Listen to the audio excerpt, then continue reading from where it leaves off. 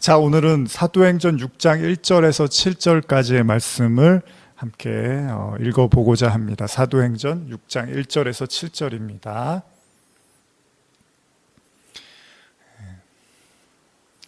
사도행전 6장 1절에서 7절.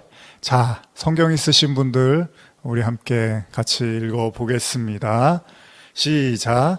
그때 제자가 더 많아졌는데 헬라파 유대인들이 자기의 과부들이 매일의 구제에 빠짐으로 히브리파 사람을 원망하니 12사도가 모든 제자들을 불러 이르되 우리가 하나님의 말씀을 제쳐놓고 접대를 일삼는 것이 마땅하지 아니하니 형제들아 너희 가운데서 성령과 지혜가 충만하여 칭찬받는 사람 7을 택하라. 우리가 이 일을 그들에게 맡기고 우리는 오로지 기도하는 일과 말씀 사역에 힘쓰리라 하니 온 무리가 이 말을 기뻐하여 믿음과 성령이 충만한 사람 스데반과 또 빌립과 브로고로와 니가로드와 디몬과 바메나와 유대교에 입교했던 안디옥 사람 니골라를 택하여 사도들 앞에 세우니 사도들이 기도하고 그들에게 안수하니라. 하나님의 말씀이 점점 왕성하여 예루살렘에 있는 제자의 수가 더 심히 많아지고 허다한 제사장의 무리도 이 도에 복종하니라. 아멘. 아멘입니다. 자, 사도행전 어느덧 13번째 시간입니다. 우리를 좀 깜짝 놀라게 했던 사건이 있다면 바로 사도행전 5장의 아나니아와 삽비라 이야기죠. 사실 이렇게까지 심각하게 이들의 죄악이 다루어질 줄은 몰랐습니다. 아마 모든 그 초대교회 성도들에게도 상당한 충격이 되었을 거라고 생각이 됩니다. 그러나 이런 사건이 일어났다고 해서 교회가 혼란스럽거나 움츠러드는 모습으로 보이진 않습니다. 5장 이후에 계속해서 이 사건 이후에도 교회는 계속해서 그 사역을 멈추지 않습니다. 사도들도 역시 아주 담대하고 강력하게 복음을 전하는 데 주저하지 않습니다. 사도 행전이기도 하지만 행진이라고도 말할 수 있겠죠. 그야말로 이 표현이 나쁘지가 않습니다. 행전, 행진. 그냥 지칠 줄 모르고 앞으로 계속해서 전진해 나가는, 행렬을 이루면서 전진해 나가는 행진이라는 말의 뜻처럼 사도들의 모습이 그렇습니다. 그렇게 열정적일 수가 없습니다. 지난주에도 제가 나눴지만은 사도들이 감옥에 갇히고 또 천사가 어떻게 하죠? 그 감옥문을 열어주잖아요. 근데 저도 이제 말씀을 준비하면서 놀랐지만 다시 예루살렘 성전에 가서 복음을 전하라라는 그런 메시지를 준단 말이에요.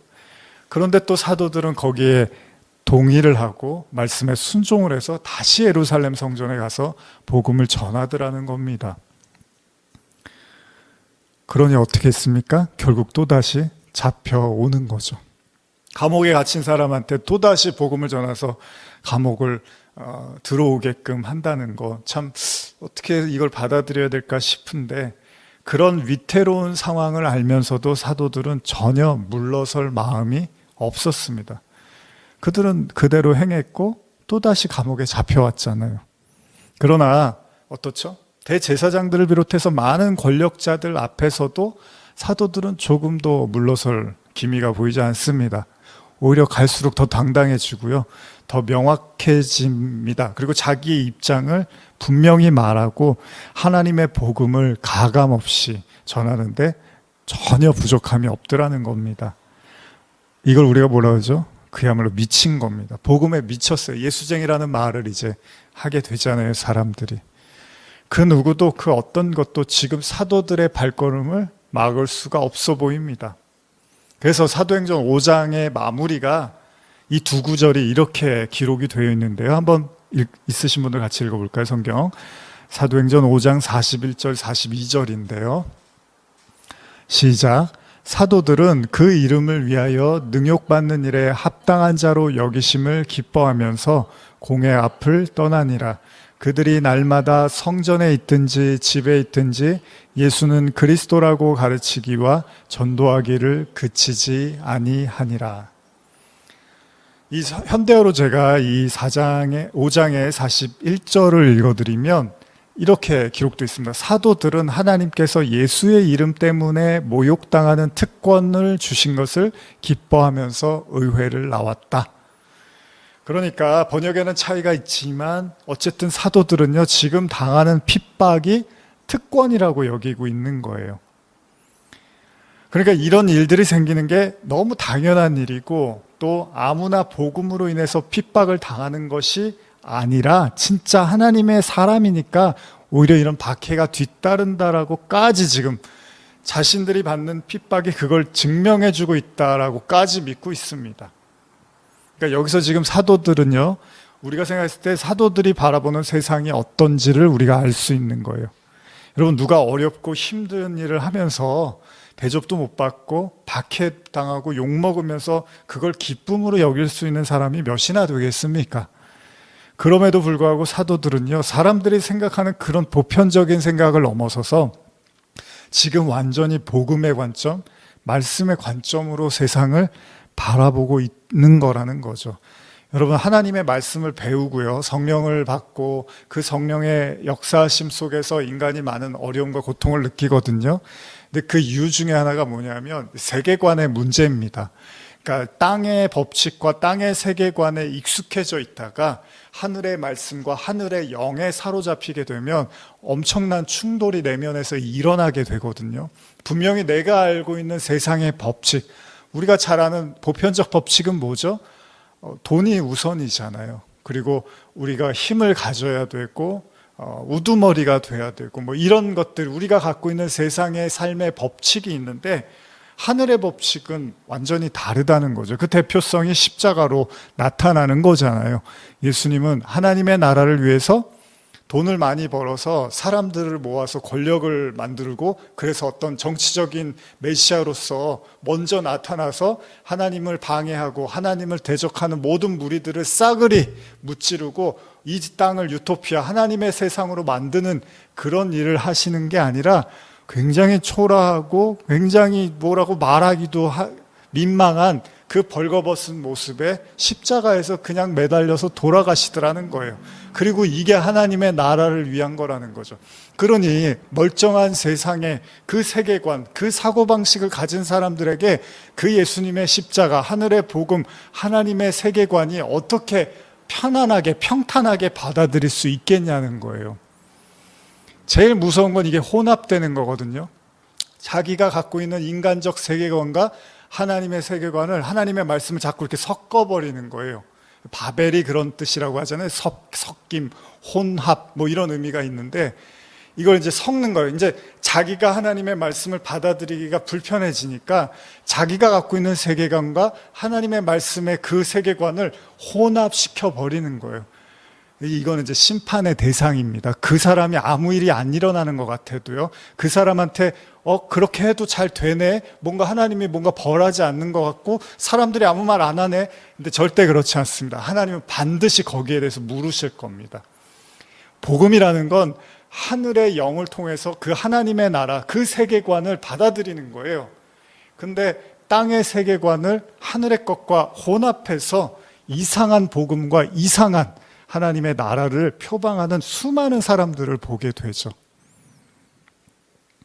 사도들은 지금 하나님의 영에 사로잡혀서 완전히 그 복음에 순종하고 그 복음을 따라가는 인생을 살고 있습니다. 요즘 제가 이제 산상순 얼마 전부터 교회에서 주일날 시작을 했는데 그 산상순의 팔복에 등장하는 구절이죠. 마태복음 5장 10절 11절 보시면 이런 말씀이 있죠. 여러분들 잘 아시는 의를 위하여 박해를 받는 자는 복이 있나니 천국이 그들의 것임이라. 사도들은요, 이 말씀이 정말로 그들의 마음속에 그리고 삶에 그냥 체화되어져 가는 거예요. 나로 말미암아 너희를 욕하고 박해하고 거짓으로 너희를 거슬려 모든 악한 말을 할 때는 너희에게 복이 있나니 기뻐하고 즐거워하라. 하늘에서 너희의 상이 큼이라. 너희 전에 있던 선지자들도 이같이 박해하였느니라. 저도 설교를 하는 사람이고 말씀을 보는 사람이지만 말씀을 있는 그대로 믿는 사람들이 얼마나 되겠습니까? 여러분들도 이 구절을 보시면서 내가 박해받고 사람들한테 미움받고 그래, 그게 복이지, 이렇게 여러분들 생각하실 수 있겠습니까? 쉽지 않을 거예요.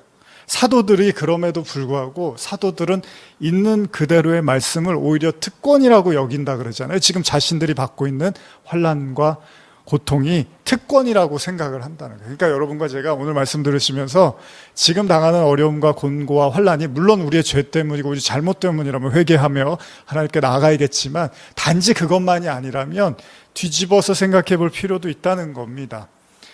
하나님의 나라, 하나님의 말씀이 내 안에서 체화되어지고 하나님의 나라로 임재하기 위해서 싸우고 있는 그 어려움과 고통이라면, 시련이라면 오히려 이것이 우리에게 기쁨이 될 수도 있다는 것입니다. 만약에 내가 타인에게 해를 끼치고 피해를 주고 불쾌감을 줘서 혹은 진리가 아닌데 자꾸 진리인 것처럼 우겨대는 사람들, 이게 진리라고 막 우겨요. 성경에서 예수님도 한 번도 한 적이 없는 얘기를 당연하게 당당하게 하면서 이게 진리라고, 이게 성령이라고 말하는 사람들도 있습니다.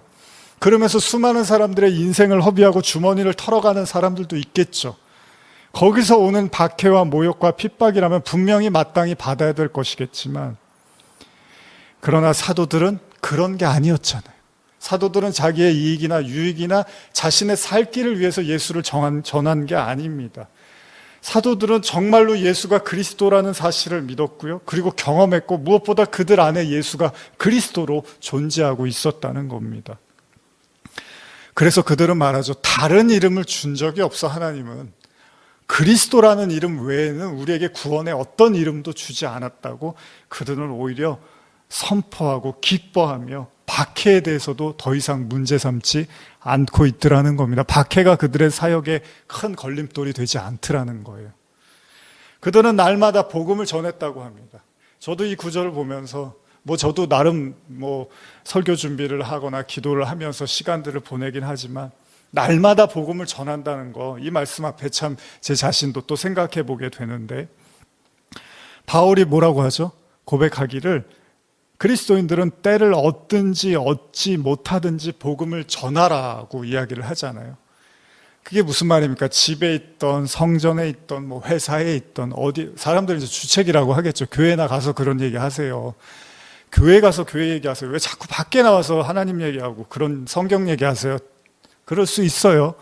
그런데 바울은 또 사도들은 그렇게 말하지 않습니다. 그냥 어디 있든지 복음을 전하라고 이야기를 합니다. 보통 사람들이 뭔가 미쳐 있으면 어떻게 하죠? 온통 그 생각으로 가득하잖아요. 여러분들이 오늘 하루, 어제 하루, 그저께 하루, 여러분들이 가장 많이 생각한 게 여러분들이 점령당하고 있거나 여러분들이 미쳐 있는 걸 겁니다. 한번 생각해 보세요. 하루 종일 내가 일하는 시간은 어쩔 수 없으니까 그 외의 시간에 가장 많이 고민하고 생각하는 게 뭘까? 그게 여러분들의 생각에 지금 가득 차 있는 거겠죠. 지금 사도들은 성령에 완전히 장악이 되어 있습니다. 그들에게 다른 여지가 없어요. 다른 길이 없다는 거예요. 그들은 그냥 복음 외에는 다른 생각을 하지 않았다는 겁니다. 그리고 오늘 읽은 6장의 본문은 뭐죠? 초대교회의 좀 더 현실적인 문제를 다루고 있습니다. 이제 오늘의 본문인데요. 그리고 아울러서 교회가 해야 될 가장 중요한 일이 무엇인지를 아주 여실하게 보여주는 내용이기도 합니다. 한번 사도행전 6장 1절을 우리가 읽었는데 제가 현대어 성경으로 한 번 더 읽어드릴게요. 그런데 신도들의 수가 급격히 늘어남에 따라 불만의 소리도 함께 터져나왔다. 헬라말을 쓰는 유대인들이 히브리말을 쓰는 유대인들에게 불평을 털어놓은 것이다. 그들은 날마다 식량 배급을 받을 때 자기네 과부들이 히브리말을 쓰는 과부들만큼 많이 받지 못한다고 불평하였다. 조금 이해가 가십니까? 이게 무슨 말인가라고 생각되는 분들이 계실 텐데요. 성경은 일단은 사도들이 사역을 했잖아요. 복음을 막 전했잖아요. 그 결과로 신도 수가 급격하게 늘어났다고 이야기를 합니다. 참 부럽습니다. 어느 정도로 늘어났냐면 제가 이렇게 보니까 자료들을 보니까 약 2만 명에서 2만 5천 명 정도로까지 이렇게 보는 견해가 있습니다. 근데 그게 하루아침은 아니고요. 이제 성령 예수님 승천하시고 한 1년에서 2년 정도의 시기를 이제 놓고 보는 것 같아요. 근데 또 이게 마냥 좋아할 만한 수치는 아닙니다. 이제 나중에 많이 떠나가겠죠. 이 수치에서. 어쨌든 간에 이렇게 많은 사람들이 이제 복음을 듣고 따르는 거예요. 유대인들이요. 그러니까 얼마나 그때 충격적이고 파격적이었는지를 알 수 있는 거죠. 사도들도 굉장히 애를 썼던 거고요. 그러다 보니 사람이 많이 모이면 이제 문제가 생기잖아요. 어떤 문제죠? 여기서 말하는 건 히브리파 유대인은 예루살렘에 거주하는 이제 사람들로 보실 수 있고요.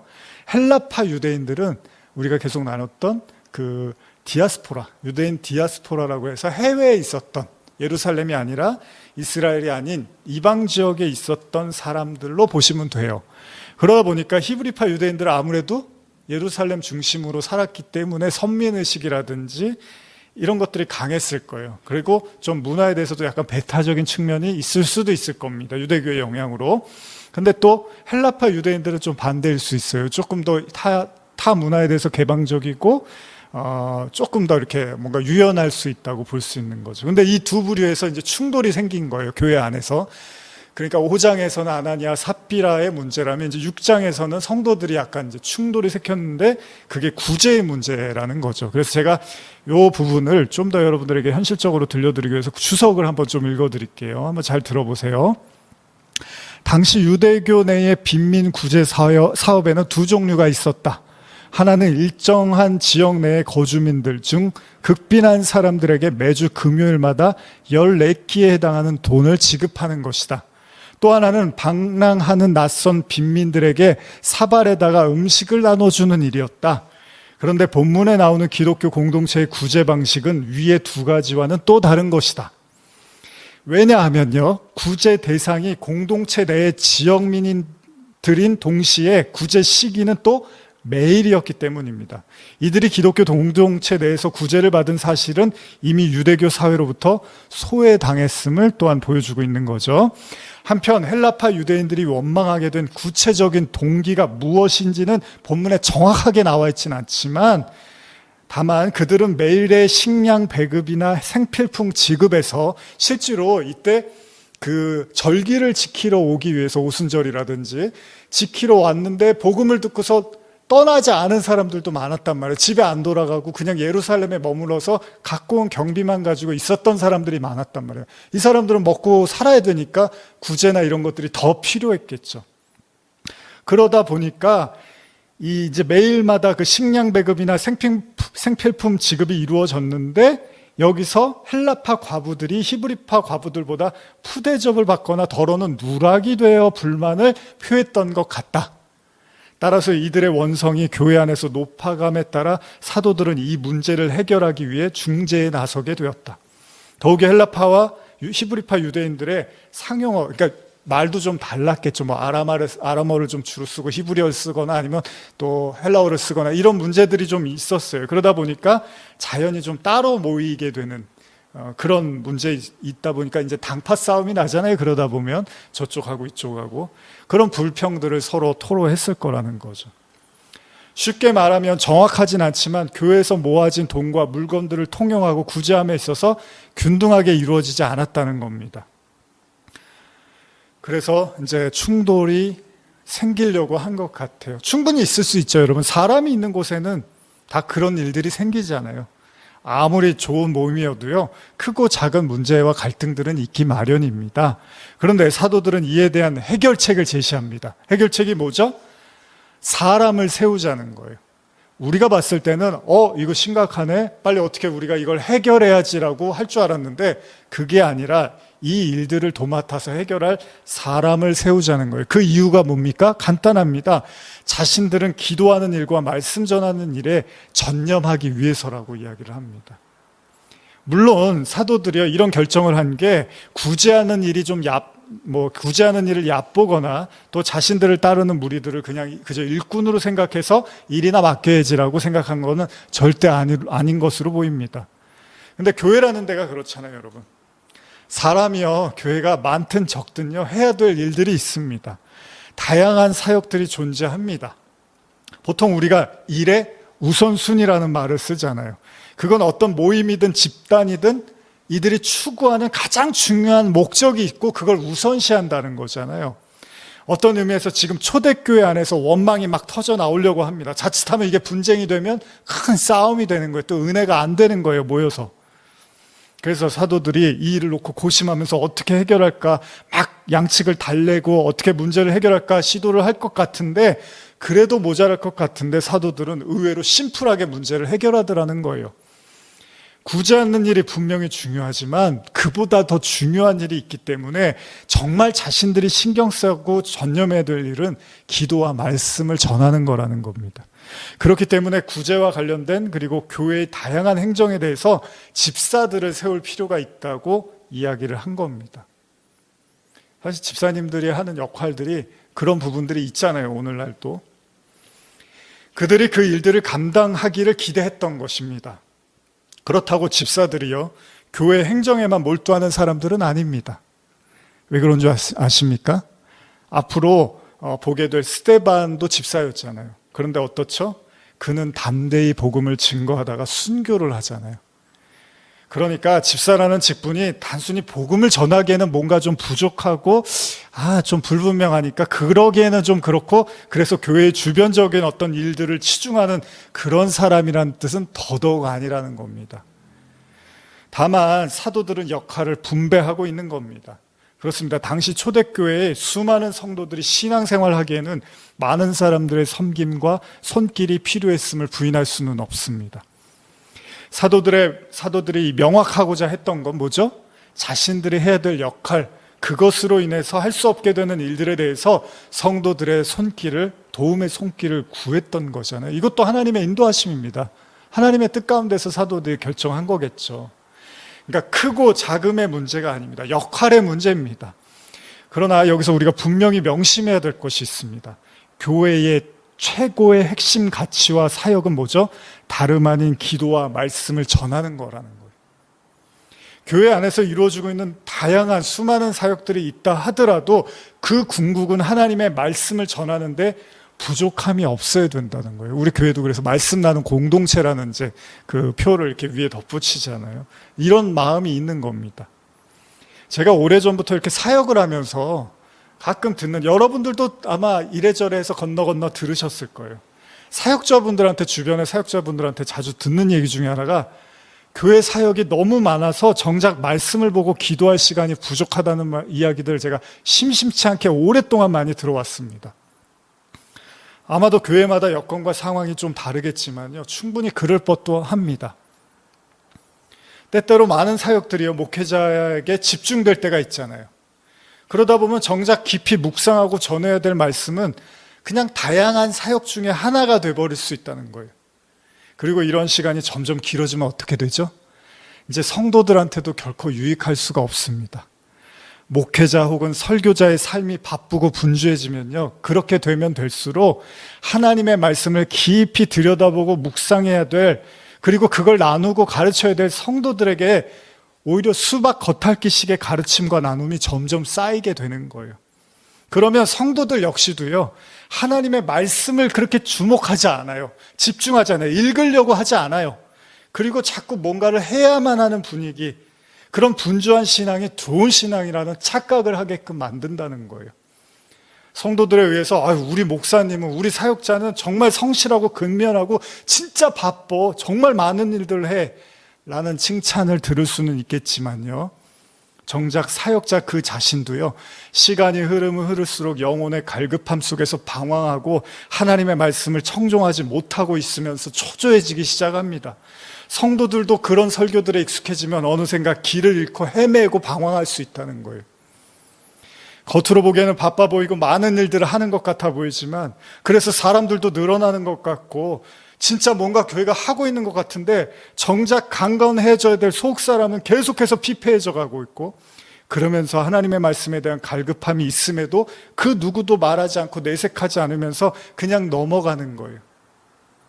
만약 그렇다면 오늘 우리는 이 본문을 진지하게 생각해 봐야 될 필요가 있다는 겁니다. 사실 사역의 길을 접어든다는 건요, 어떤 의미에서는 말씀과의 싸움입니다. 오래전에 신학교를 졸업하고요, 몇 년 후에 가정에서 교회를 개척했습니다. 벌써 16년, 17년 된 것 같아요. 함께 기도 모임을 하던 분들과 말씀의 예배의 중요성을 깨닫고, 가진 건 없었지만 선교하는 마음으로 단칸방에서 예배를 시작했습니다. 교회를 시작했습니다. 그렇죠? 그렇죠, 여러분.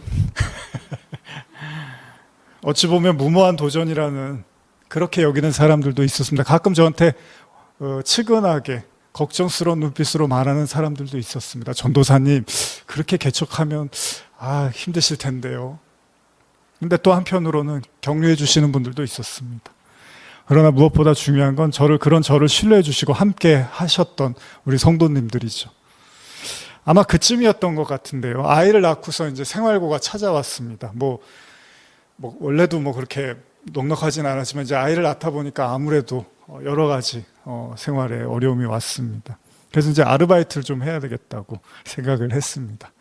그래서 이제 일자리를 좀 찾았는데 희한했던 게 가는 곳마다 일을 하면 얼마 안 돼서 일자리가 없어지거나 회사가 문을 닫거나 이러는 거예요.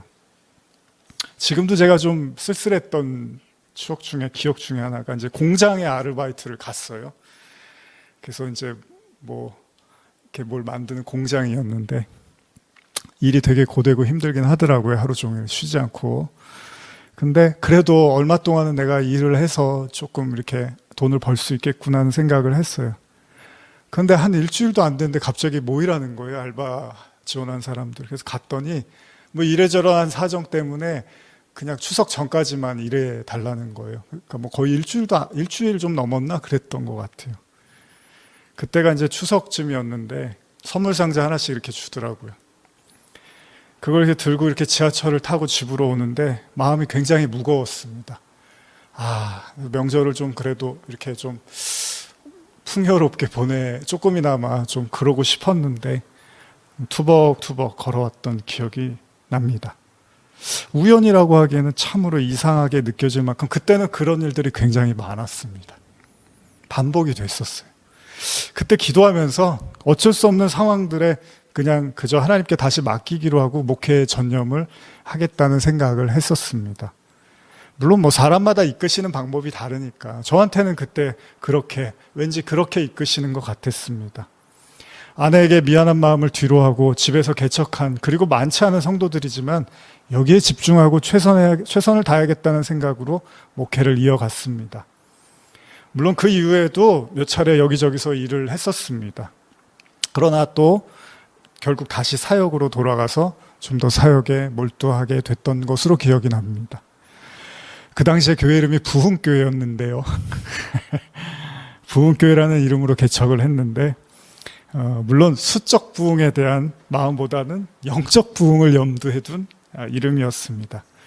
그렇게 교회를 시작하면서 가장 마음에 쓰였던 게 설교였습니다. 역시 최근에도 제가 설교에 관한 제 개인적인 고뇌를 가끔 말씀 전하면서 나누고 있지만 그때도 설교에 대해서 참 많은 생각들을 했었습니다.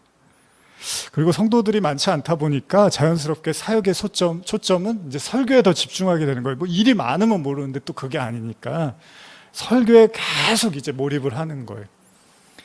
물론 설교하는 게 부담되기도 하지만요. 시간이 흐르면서 설교하는 것이 제 삶에서 가장 큰 기쁨과 즐거움임을 부인할 수는 없습니다.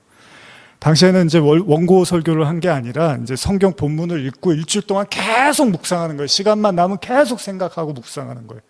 그리고 그것을 짜여진 어떤 원고나 틀이 아니라 본문을 한 절씩 읽어가면서 성도들과 자유롭게 나누는 방식이었습니다.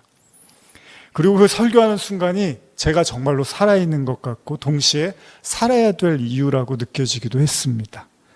그 당시에는 지금처럼 온라인 설교를 하거나 녹음을 하지 않았기 때문에 그냥 한 편 설교하면 그것으로 끝나는 것이었습니다. 그러나 잘하든 못하든 그저 설교하는 게 행복했고요. 한 달에 한 번씩 특별 예배 예전에 모임 같은 거 하고 그럴 때 그런 거 준비하면 너무 저는 흥분하고 좋았어요, 마음이. 또 부담스럽기도 했고요. 그리고 목회를 한다는 건 그 설교 한 편을 위한 처절한 시간, 그 처절한 싸움 속에 서 있다는 것을 조금씩 더 이해하게 된 거죠. 무엇보다 중요한 건요, 내가 소화하지 못한 설교를 성도들에게 그저 수박 겉핥기식으로 말하는 것이 결코 옳지 않다는 것도 느끼고 깨달았던 시간입니다. 그래서 제가 소화한 이야기들을 나누려고 거의 그렇게 생각을 많이 합니다. 뭐 저도 잘 모르는 걸 어디 배워갖고 그걸 성도들한테 말하는 게 아니라 제가 느끼고 알고 설명할 수 있을 만큼을 나누는 것에 이제 집중을 하고자 하는 거죠. 다시 말하면요, 설교라는 건 단순한 공부하는 시간이 아니라 그 말씀이 먹어지고 체화되어져서 이것이구나라고 깨달아지고 그거를 소화된 말씀을 나누는 거라는 거죠. 그 당시에 선교하는, 지금도 뭐 유명한 교회지만 선교하는 교회로 유명했던, 지금은 이제 고인이 되신 목사님의 말씀을 제가 자주 들었었는데, 그분이 이제 암에 걸리시면서 합병증이 많고 진짜 병이 많으셔서 건강이 좋지 않으셨잖아요. 근데도 열심히 선교하는 교회, 사역하는 교회를 목회를 하셨는데, 어느 날 제가 목회자 세미나 이런 거를 이렇게 인터넷 송에서 듣다가 참 감동이 됐던 그 말씀 한마디가, 자기가 이렇게 아프고 힘든데 자기는 설교 때문에 산다는 거예요. 그리고 설교가 자기를 살리고 있다고 그런 표현을 쓰셨던 걸로 기억합니다. 그러면서 뭐라고 하시냐면, 목회자는 설교하는 일이 얼마나 중요한지를 아는 사람이 목회자라고 이야기를 하셨습니다. 그러니까 설교의 중요성을 모르면 목회자라고 할 수가 없다는 거예요. 당시의 사도들은요, 복음을 들고 사람들 향해서 외쳤습니다. 그리고 오늘날 우리는 다양한 복음의 전도의 방식이 있지만 보편적으로 설교라는 방식을 통해서 복음을 전하고 있습니다.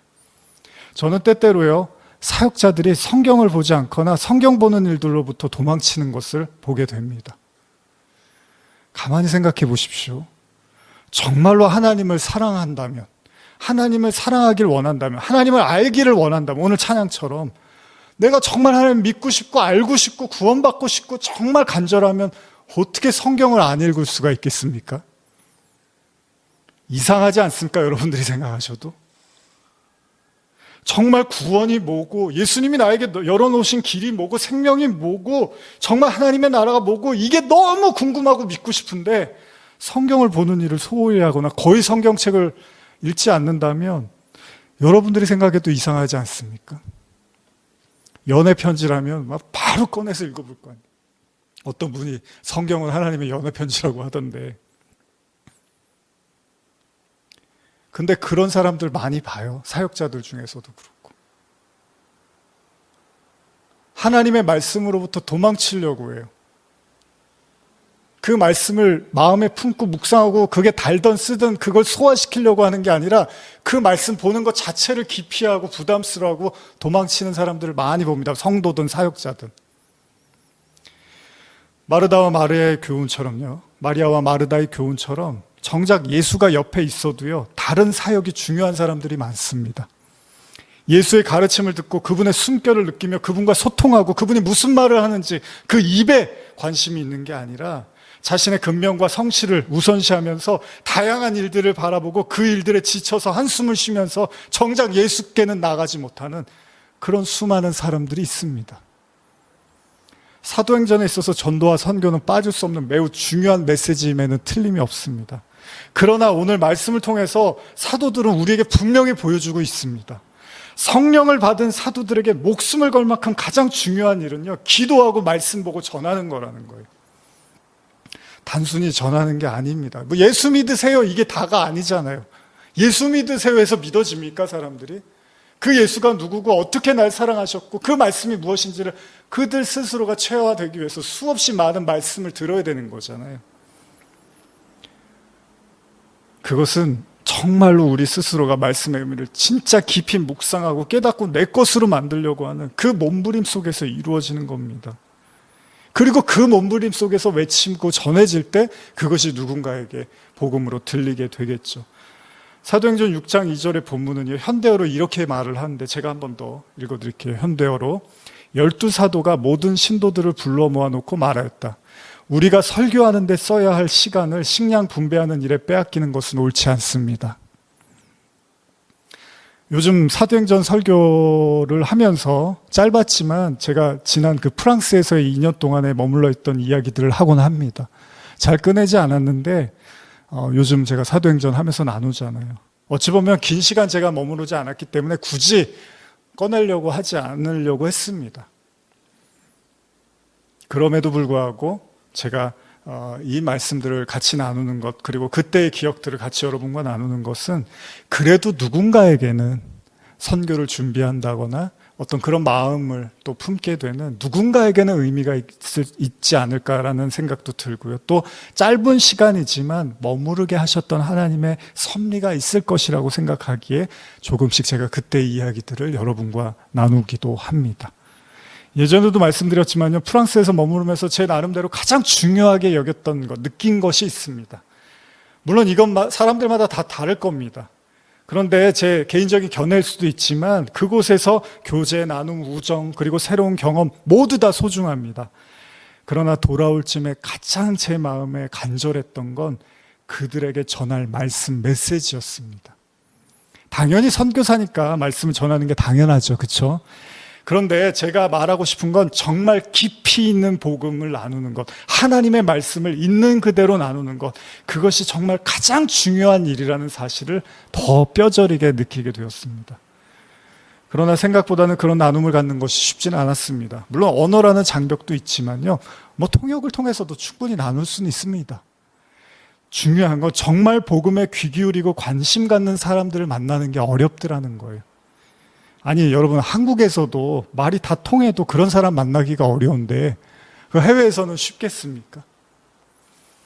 언어 안 돼도요, 통역하는 사람 있으면 얼마든지 나눌 수 있어요. 그러나 그렇게까지 복음을 알고 싶어 하는 사람들이 정말 많냐고요.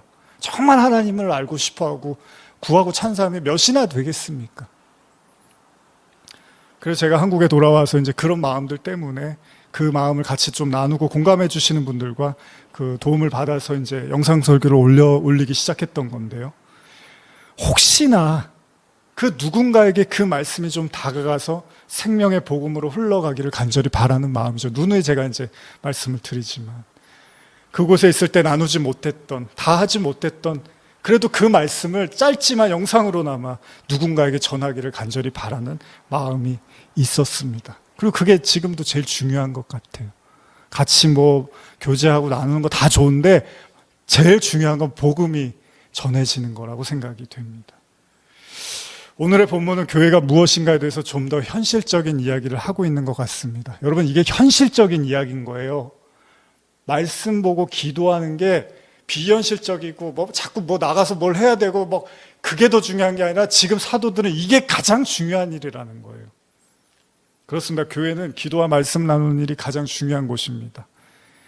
이 일이 흐릿해져가고 이 일이 소모품처럼 느껴질 때 이미 그 교회는 길을 잃고 방향을 잃어버리고 있는 겁니다. 여러분들도 마찬가지입니다. 여러분들이 신앙생활 하시는데 하나님의 말씀을 보고 듣는 것이 그냥 주변적인 신앙의 요소가 돼버리면 이미 여러분들도 길을 잃어버리고 있는 겁니다. 하나님의 말씀 한 구절 한 구절을 곱씹고 묵상하고 깨우치고 또 나누려고 하는 이 노력과 작업에 이런 연습을 하지 않는다면 이미 여러분들도 하나님과 굉장히 멀어져 있는지도 모릅니다. 왜요? 하나님은 말씀으로 다가오시거든요, 우리한테. 근데 꼭 그분이 그냥 뿅 하고 옆에 나타나서 뭘 얘기해 줘야 되는 게 아니라 성경에 다 써놓으셨어요. 근데 우리는 자꾸 기도해서 뭐가 내 귀를 때리는 그런 말씀을 듣고 싶은 거잖아요. 근데 하나님, 다 써놨어. 근데 그것도 안 보는 사람한테 굳이 하나님이 계속 그런 거 신비한 것만 원하면 하나님이 그거를 좋게 보시겠냐는 거예요. 그게 내가 먹고 묵상하고 소화해서 그걸 내가 나눌 수 있어야 되는 거잖아요. 이 연습을 하지 않으면 이미 여러분들도 멀어지고 있는지도 모릅니다. 정말 하나님을 알고 싶으십니까? 정말 하나님을 믿고 싶습니까? 정말 하나님께 나아가고 싶습니까? 말씀을 펴십시오. 창세기부터 한 장씩 한 절씩 읽으십시오. 그리고 그 속에서 하나님이 어떻게 말씀하시고 나에게 뭐라고 말씀하시는지 내 걸로 만들어야 되잖아요. 내 메시지가 돼야 되잖아요. 근데 그걸 접어두고 그거는 기피하면 그러면 안 된다는 거예요. 그렇게 말씀의 사역이 희석되지 않도록 교회는요, 또한 그 말씀을 전하고 기도하는 것이 희석되지 않도록 성도들이 함께 나서서 도와야 된다는 거예요. 그게 집사들의 임무였잖아요. 거기에다가 스데반처럼 순교까지 하잖아요. 그게 집사예요, 성경에서 말하는. 오늘 저는 이 말씀이 저와 여러분들 모두의 가슴 속에 깊이 새겨지기를 간절히 소원합니다. 말씀을 제쳐놓고 다른 일을 더 중요시 하지 않기를 또한 간절히 소원합니다. 기도하시겠습니다. 하나님 아버지, 오늘 이 말씀을 듣고 하나님의 말씀과 멀어져 있었던 사람이라면 성경을 펴고 한 절씩 한 절씩 말씀을 읽고 묵상하고 먹고 소화해서 자신의 것으로 만들 수 있는 은혜를 허락하여 주시고, 또 우리 교회도 말씀 전하고 묵상하는 일에 집중하며 아울러서 또 교회가 해야 될 많은 일들, 또 성도들이 함께 동참하며 아름다운 또 교회의 모습을 만들어갈 수 있도록 인도하여 주시옵소서. 예수님의 이름으로 기도합니다. 아멘. 우리 찬양하고 마치겠습니다.